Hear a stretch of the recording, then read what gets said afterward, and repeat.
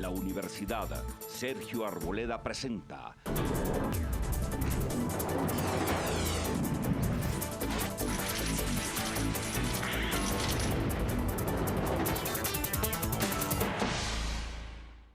Bienvenidos. A mí me da mucho gusto presentar a un gran periodista y a un gran colombiano. Yo personalmente lo admiro mucho porque he visto la fortaleza y la coherencia de su lucha.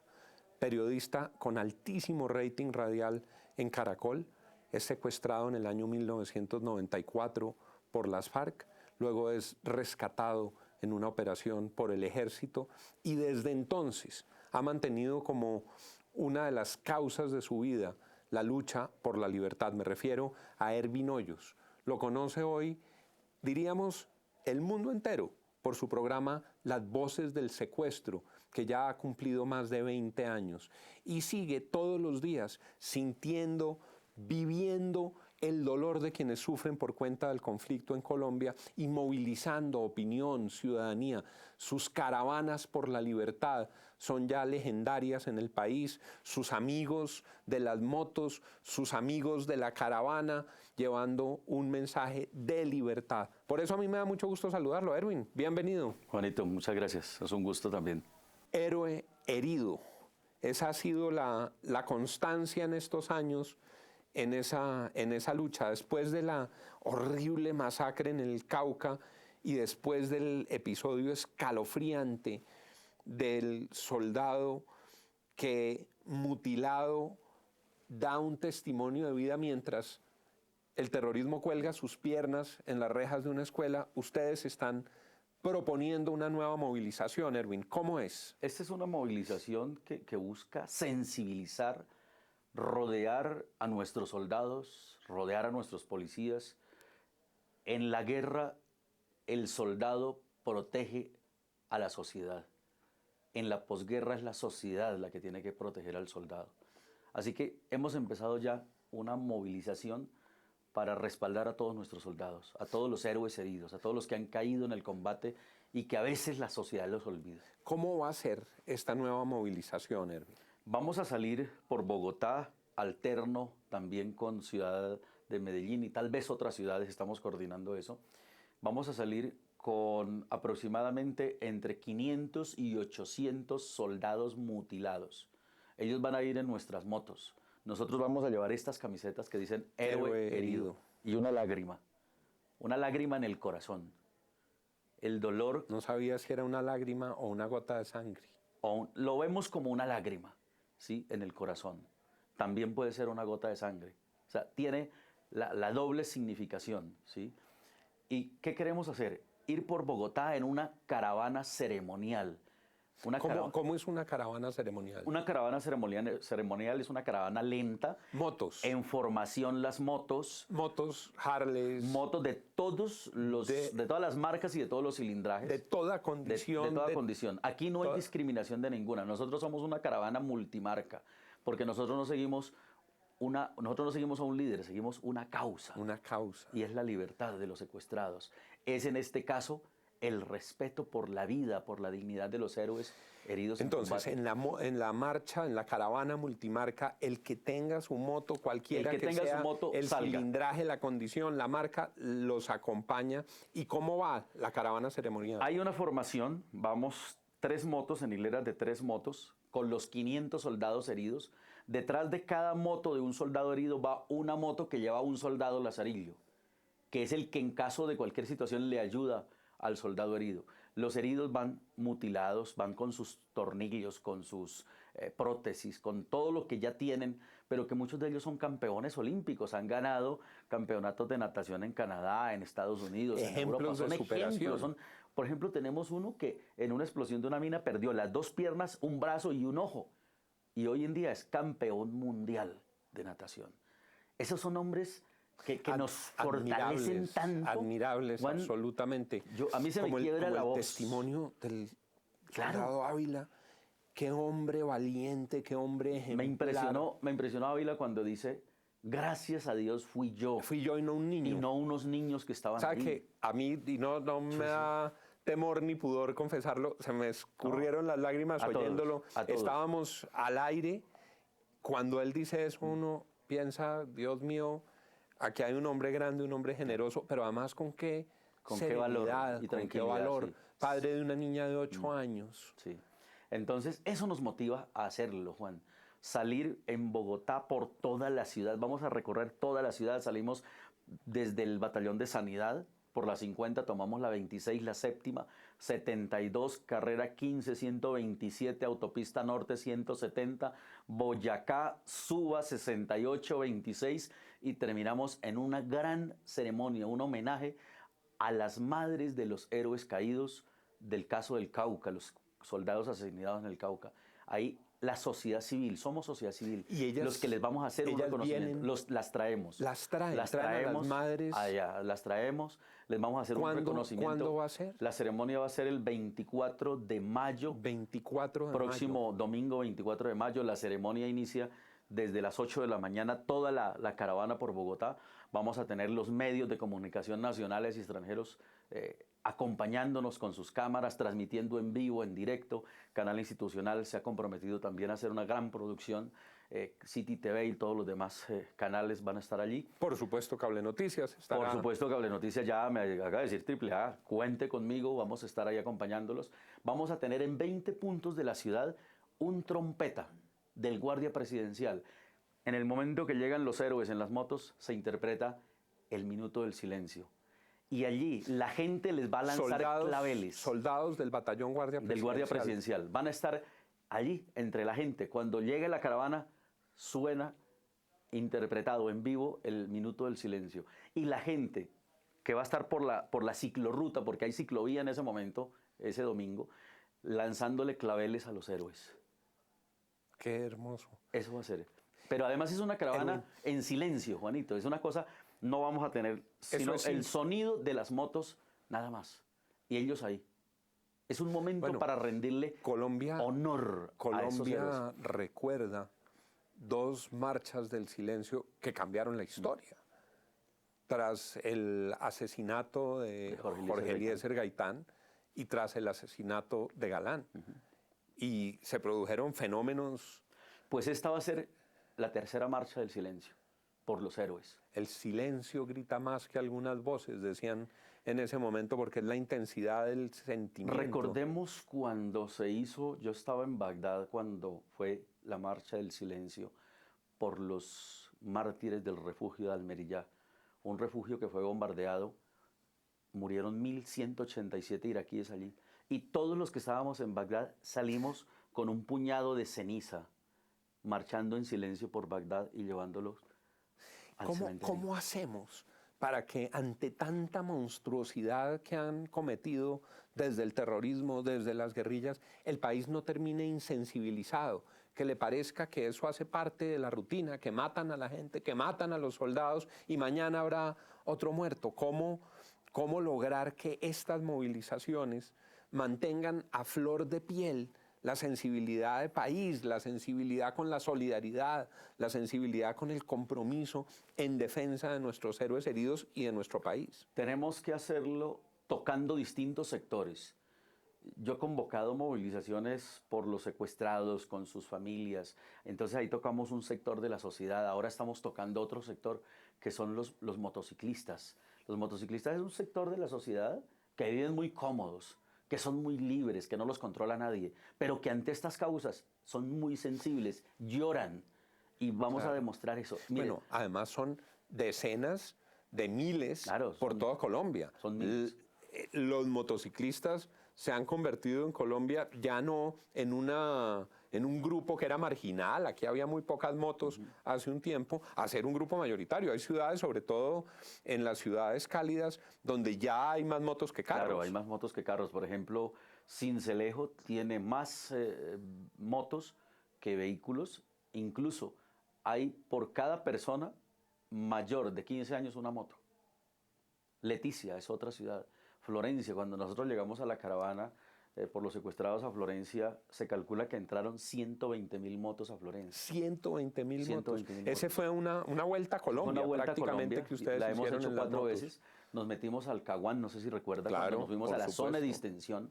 En el momento que no supuesto. entraba nadie a la zona de distensión, nosotros entramos 3.000 motos allá diciéndole a la guerrilla, liberen los secuestrados ya. Y hubo liberaciones de secuestrados. Erwin Hoyos, con nosotros, héroes heridos, la caravana por la libertad, la caravana por nuestros héroes. Ya regresamos.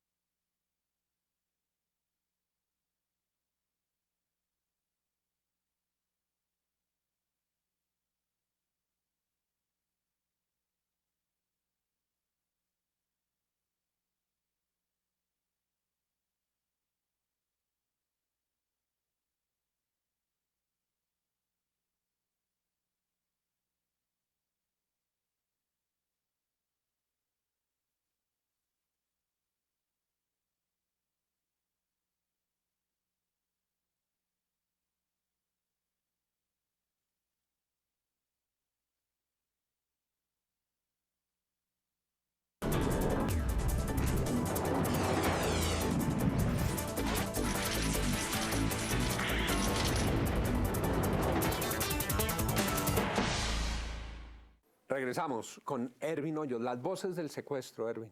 Eso es una causa de vida. ¿Cuántos años? Ya cumplimos 21 años de llevar al aire las voces del secuestro. Han pasado por allí más o menos 23.000 secuestrados, de los cuales 18.000 regresaron a la libertad. Y yo me he dado el abrazo de la libertad con 11.065 secuestrados. Los llevas contabilizados. Todo contabilizado. A mí me parece que se ha convertido casi que en un ritual. Cuando regresan a su libertad y les preguntan cómo vivían, qué hacían, casi todos dicen, escuchábamos a Erwin Hoyos y las voces del secuestro. Eres el puente entre quien está retenido, quien está secuestrado, y su familia, y sus seres queridos, y sus amores, sus padres, sus esposos, esposas, sus hijos. El cordón umbilical entre el cautivo, allá amarrado en un árbol, y su familia en la libertad. Es la única conexión que existe.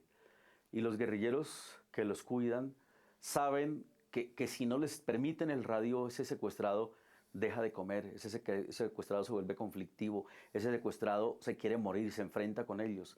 Para que ese secuestrado esté calmado, le dan un radio. Y eso te oyen. hace que ellos escuchen todo el ¿De tiempo. dónde surgió la idea del programa, Erwin? Estaba yo secuestrado en el Tolima en el año 94. Eso era donde, en el sur del Tolima, Eso hacia Las fue Hermosas. en Planadas. En Planadas. Entrando, en el puro sur del Tolima. pasando Gaitania, ahí me tenían. Y un señor que estaba amarrado a un árbol me dice, ¿usted qué hace? Le dije, yo soy periodista. ¿Por qué ustedes los periodistas no hacen nada por nosotros los secuestrados? Yo llevo escuchando radio 2 años. Le digo, yo trabajo en Caracol. Digo, ¿cómo es su nombre? Le dije, Erwin Hoyos. Dice él, ¿usted es el del programa de las madrugadas, los fines de semana? Le digo, claro. Digo, pero hace 8 días usted no terminó el programa. Le dije, es que esa hora me sacaron. Dios mío. Y me dice él, ¿qué tal si mi familia me hablara por el programa? Que mi esposa me enviara mensajes, que nos hablaran, que nos contaran lo que pasa. De ese diálogo en el secuestro. Erwin, un paréntesis. Tú estabas al aire, en la cabina. Yo estaba al aire y llegaron 3 guerrilleros y preguntaron por mí a reclamar un premio. Yo bajé Y cuando bajo me dicen, no, nosotros no venimos por ningún premio, subas ese carro que nos vamos, somos ¿El de las premio FARC. es usted? Somos de las FARC. Y me mostraron una UCI. Y pues, ¿qué hace uno ahí? A las 5:30 de la mañana Claro. no había seguridad en esa Entonces época. ahí te sacan de Bogotá Me llevaron en una camioneta en la parte de atrás, me echaron incluso la herramienta encima. Para y me taparon camuflar. con una carpa, exacto, para camuflarme ahí. Entonces yo llegué pelado, herido. Eso es salida por Soacha, Salida Soacha, Girardot, Ibagué, y ahí en la carretera ahí al sur.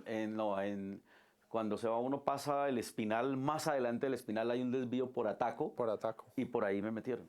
Y entonces ahí te encuentras con otro secuestrado. Este hombre me dice, ¿se imagina lo que sería si mi familia me hablara por la radio, que mi hija me hablara por la radio? Sería el secuestro diferente. Yo le dije, ¿sabe que sí? Si yo salgo de aquí voy a hacer eso. Llevo 21 años cumpliendo esa promesa. ¿Y saliste al tiempo con ese secuestrado? No. ¿El ejército lo rescató a los A mí dos? me rescataron solo. Él salió a los 2 años después. Y después se Y reencontraron. claro, el primer abrazo de la libertad que yo me di fue con él, con don Nacianceno Murcia, porque yo le hablaba a través del programa, yo le decía a don Nacianceno, usted tiene que resistir. Y el día de tu primera emisión tú dijiste, Yo esta dije es que era idea la de él, idea. claro, no, y yo todos los 2 años siguientes le di crédito a él como el gestor de esa idea. Y yo siempre decía, un día voy a tener en la libertad al que creó este programa, al que me dio esta idea. Don Nacianceno, lo invito a que resista. Usted tiene que venir aquí, nos tenemos que dar el abrazo de la Y le libertad. estamos mandando este Claro, mensaje que nos claro. reclamó, que nos Y sugirió. un día yo estaba en mi casa cuando entra una llamada y me sale una voz gruesa, me dice, mijo, vengo por mi abrazo de la libertad. ¡Qué maravilla! Ay, no, yo Claro, me puse a llorar claro, inmediatamente. pero por supuesto. Y me fui a verlo. Y luego las familias de los secuestrados empiezan a buscarte, empiezan No, a yo- decirte, yo en- queremos mandar el mensaje. En esa época había mucho temor, había demasiado temor, porque además enviar mensajes a través de la radio, la ley lo consideraba intermediación. Entonces yo estuve a punto de irme detenido. Porque Con fue en la esa ley época, que había en ese claro, momento, la fue ley en antisecuestro. en la ley antisecuestro fue en la época que Claro. detuvieron a Higuita. Claro. Yo estuve en un proceso porque me acusaron de intermediación. Logramos que esa ley se cayera y eso ya facilitó muchísimo Claro. más. Pero yo me acogí al protocolo 3 en el artículo 2 de Ginebra, donde dice que las partes en conflicto están obligadas a permitir el intercambio de mensajes entre prisioneros de guerra y rehenes de los conflictos. Yo me apegué de eso. Claro. Entonces ese era mi soporte legal.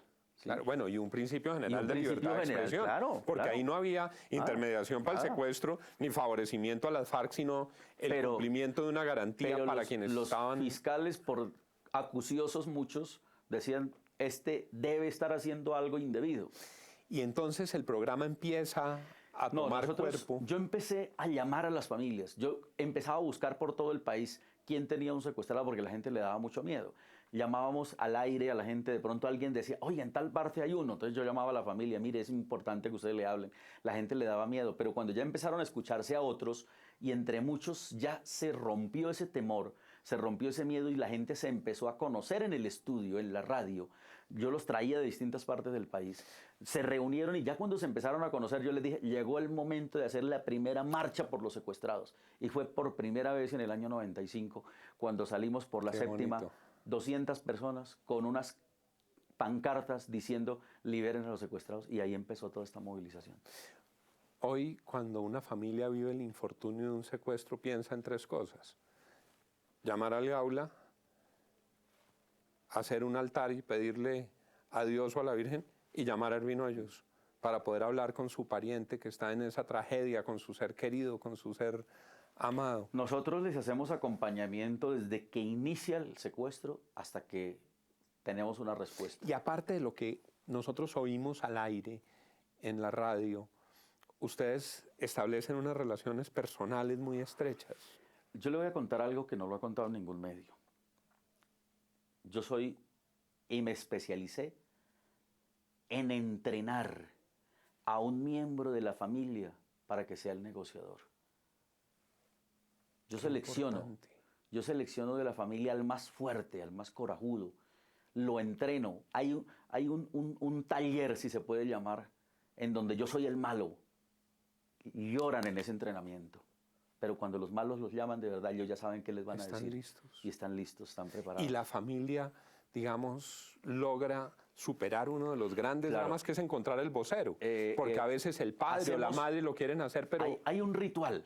Cuando yo reúno toda la familia, les digo, bueno, Juan va a ser el vocero de ustedes. Lo que él haga de ahora en adelante, todo lo van a aprobar. Y la manera de probar es que le vamos a dar a Juan un abrazo en donde le vamos a entregar toda la fe, toda la confianza, y él no va a ser responsable si algo sale mal. Que eso es lo más importante. Y lo que el vocero- confianza, la confianza y unidad familiar. y unidad familiar. Y a partir de ahí, a él no le preguntan nada. Yo coordino con Juan y cuando él considere prudente les va a contar. Y a la familia las ponemos a orar, las ponemos a hacer terapia de unión mientras nosotros manejamos el secuestro hasta que logramos el éxito. ¿Cómo manejan el tema, Erwin, de padres muy mayores por un lado y de hijos muy pequeños por el otro? ¿Cómo lo haces cuando hay en el núcleo familiar? Es muy complicado, pero curiosamente, de un tiempo para acá hemos descubierto que los niños, esa inteligencia de los niños es tan fuerte, ellos son los que se vuelven la fortaleza de todo el núcleo familiar. Entonces los niños son los que, yo siempre les digo, ustedes son los jefes de prensa de la familia. Entonces ellos son los que mandan los mensajes en las emisoras, son los que salen en los medios, son los niños. Y se vuelven tan fuertes. Usted hoy en día entrevista a la hija de un secuestrado, son las que mejor hablan. Son los que mejor hablan. Y esos niños le dan mucha fortaleza a los mayores. Y ellos no preguntan. Y ellos te al final. llaman, te Claro. buscan y los niños... Les tenemos una sección en el programa que se llama Ángeles de Libertad. Sí, claro. Ángeles de Libertad es una sección en donde los niños le cuentan historias al que está secuestrado, a su papá. Entonces aparece el niño que le dice al papá, papá, yo anoche soñé que yo era Superman y que yo iba volando por la selva y que te vi allá entre esos árboles y me lancé y te rescaté. Qué hermoso. Entonces imagínese esa historia. Y es de alguna manera una posibilidad de devolverles eso que de manera cruel y brutal arranca el secuestro, que es ver crecer a los hijos, que es saber qué les está pasando. Mire, el secuestro lo primero que le quita a las personas es la esperanza. Y nosotros se la devolvemos. Sus familias se la devuelven hablándoles a ellos cada fin de semana. Con todos esos exsecuestrados, mantienen unos vínculos de afecto, de solidaridad. Cuando ellos regresan, yo siempre les digo a ellos, ustedes tienen que regresar para que nos demos el abrazo de la libertad y nos declaramos hermanos para siempre. Entonces yo los declaro a ellos mis hermanos para siempre. Usted vea el encuentro mío con algún secuestrado, el que sea, nos abrazamos, Claro. hay lágrimas, son más O sea, hermanos. que ya tienes ellos, más de 11.000 hermanos, claro, Erwin, por ellos- todo el país. Por todo el país. Yo donde voy, a veces en un aeropuerto, me encuentro con alguien y nos abrazamos y nos ponemos a llorar. Y la gente dice, Claro. pero ¿estos qué les pasó? Ya cuando entienden, Claro. lloran todos los que nos ven. Claro. Porque dicen, es que este es el de las voces del secuestro. Se Claro. acaba de encontrar con este que estuvo secuestrado. No, y no sigamos, porque quien les habla mantiene la lágrima floja, entonces... Es muy fuerte, es muy Erwin, emocionante eso. ¿Cómo manejan esos casos en los que no es exitoso el rescate, donde hay muerte? Lo primero que yo les trabajo a ellos es eso, el infortunio. La posibilidad, La categoría mental de que eso puede ocurrir. la posibilidad y la disposición de que sepamos que el fin de todo ser humano en su naturaleza es morir. Por lo tanto, si mueren en una situación de máximo riesgo, ellos no están muriendo en vano, ellos son héroes y los vemos como héroes. Yo planteo siempre a todas las familias, los héroes del pasado, de nuestra historia, fueron los héroes de la patria, de la independencia. Los héroes del siglo XXI son los secuestrados. Entonces, ustedes le están aportando un héroe a la historia de este país y ellos lo ven con una fortaleza tal que lo asimilan. No es fácil al principio, los primeros días no es fácil, pero ya después la fortaleza de las familias es engrandecedora, porque a mí también me llenan de tranquilidad al saber que yo les puedo ayudar y no me van a señalar de ser culpables si las cosas fallan. Erwin, que Dios lo bendiga. Yo creo que no hay manera de pagarle, como dicen, que mi Dios se lo pague, porque la inmensidad de esa tarea en el corazón, en el alma de las familias, de los secuestrados, de sus seres queridos, es inmensa.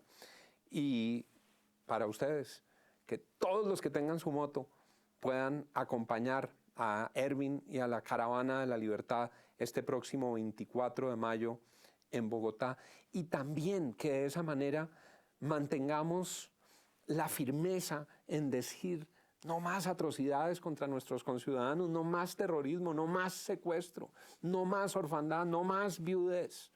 Muchas gracias, Erwin.